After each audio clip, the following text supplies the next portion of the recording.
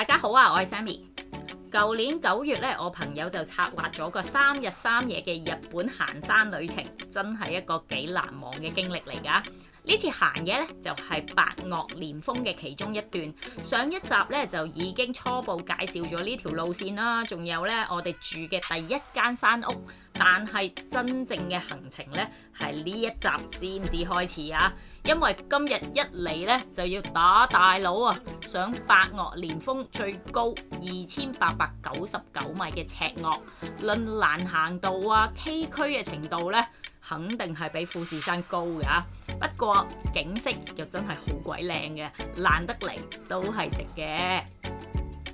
開始之前咧，都請大家訂閱我呢個新開嘅頻道啦。假如覺得好睇，唔好咁孤寒啊，撳下個 like 或者留言支持下，我都好開心噶。先講咗今日嘅路線會點行先啦。我哋今日咧就會行9公里嘅路線咧係咁噶。呢個當地地圖咧就會清楚啲嘅。由我哋住嘅山屋美龍戶山莊起步啦。山屋後邊有2條路，一條係南澤，另外一條係北澤。我哋今次咧就係行南澤嗰邊嘅，行大約2個鐘左右咧就會到另一間山屋叫做行者小屋，喺嗰度休息下，食啲嘢嘅。咁啊，然之後就會再上山啦，先去咧2805米高嘅阿彌陀角。然後咧就會向今日嘅終點赤岳進發啦。高度攀升方面咧，幾乎一路都係上斜嘅，由1700幾米啦，有一直爬升。是日最高點當然就係2899米嘅赤岳啦。今日我哋食完嘅早餐咧，大約7點半咧就起行噶啦。行冇耐咧就見到呢個牌，頭先都講過啦。我哋行嘅咧就係南澤嗰邊嗰條路嘅。咁啊，嚟緊呢係行2個鐘嘅山路啦，都係一啲樹林嘅景色，好多好靚嘅青苔啊！咁我哋呢朝呢個晨光打咗入嚟個樹林呢，好有世外桃源 feel 啊！我哋喺度呢都花咗唔少時間影相啊！沿途仲有一啲流水瀑布嘅景色啦，呢個位呢有啲似一條乾咗嘅河流啊，有另外一種大自然嘅美喺度啦。咁啊，其實白岳連峰咧有分南白岳同埋北白岳嘅。我哋今日行呢一段咧就係屬於南白岳嘅。咁啊，之後嘅行程咧就會行北白岳啦。但原來呢一啲咁嘅森林景色咧，北白岳係仲靚啊！所以呢段片咧都唔放咁多時間行呢個森林景啦。好快我哋就嚟到行者小屋啦。事實上咧，頭先嗰段路咧一啲都唔難行嘅，只係掛住影相耽誤咗啲時間啫。結果係用咗2個鐘頭45分鐘先至到呢間山屋啊，進度係落後咗嘅。我哋咧都要喺度停一停休息下嘅，食一個早嘅 lunch 啦。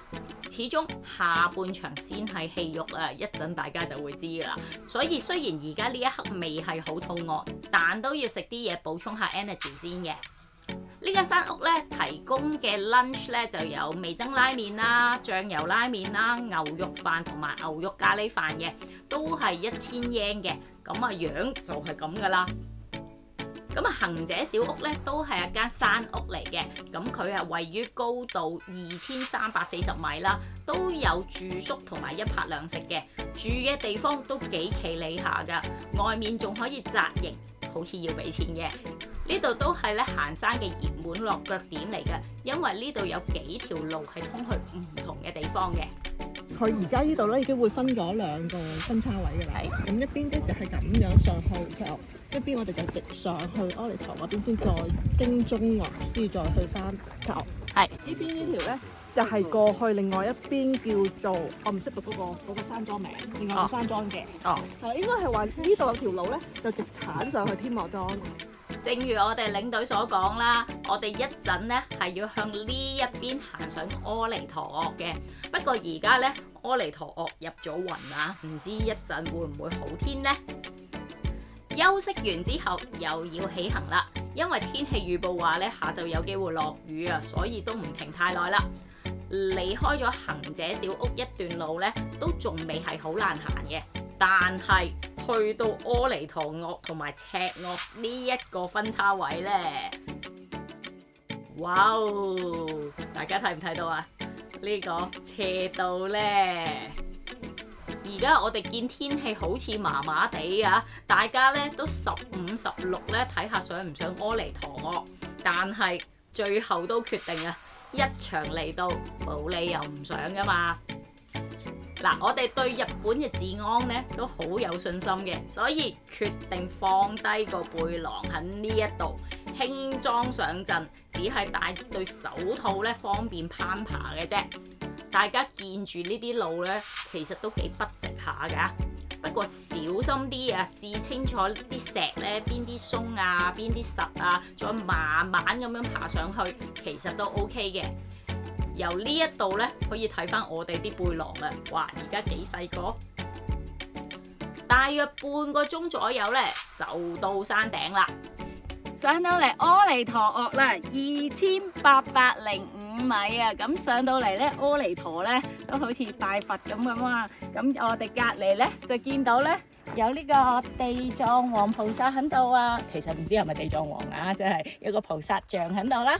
咁我哋望過對面，噔噔後面其實就係赤岳啦，呢一帶最高嘅赤岳。呢度睇翻赤岳嘅景色咧，真係幾一流嘅。仲有好難得咧，上到嚟咧，突然間好好天喎，有藍天白雲喎。咁啊，其實上阿彌陀訶咧都有另外一條路嘅，就係喺美龍湖登山口啦，有一個分叉路直接上嚟嘅，中間咧就會經另一間叫做御小屋山嘅。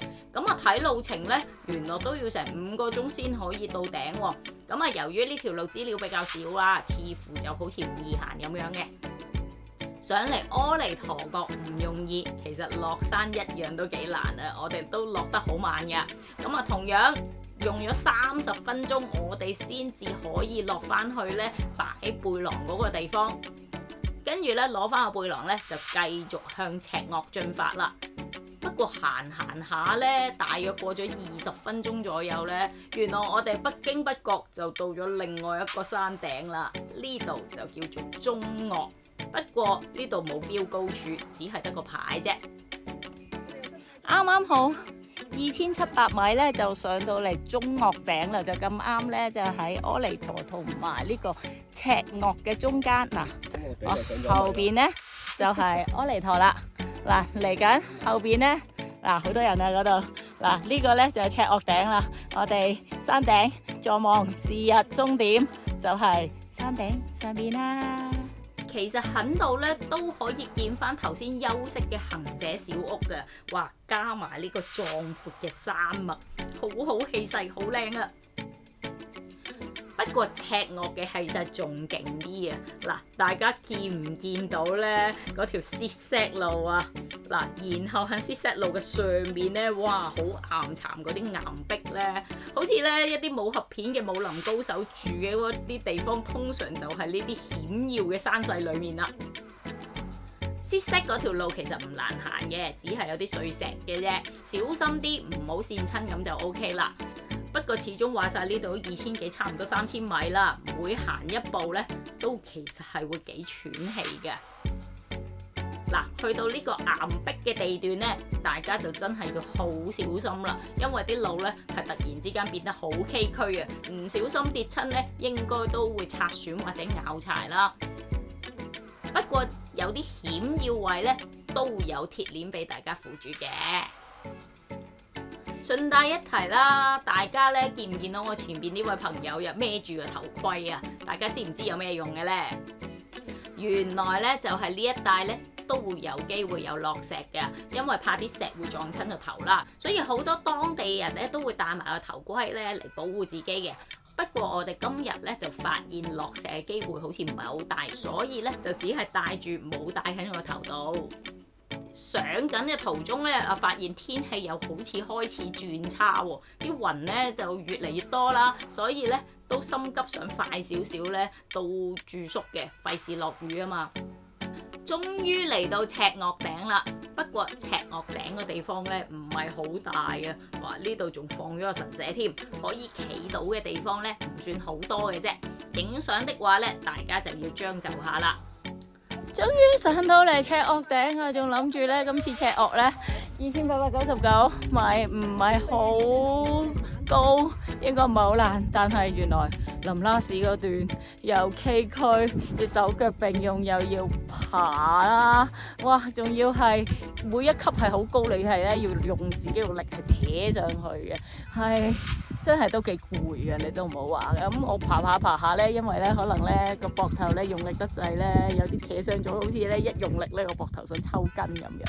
所以都有啲難度嘅，而唔係完全唔難。尤其是頭先行完嗰個阿彌陀，而家又過嚟赤鱷，唉，不過都叫做上到嚟，攻頂成功。赤鱷頂其實就唔係好大嘅啫，嗱，除咗呢碌柱之外，就仲有呢個神社啦，跟住冇啦，跟住就我哋就係過對面，2分鐘就到山屋啦。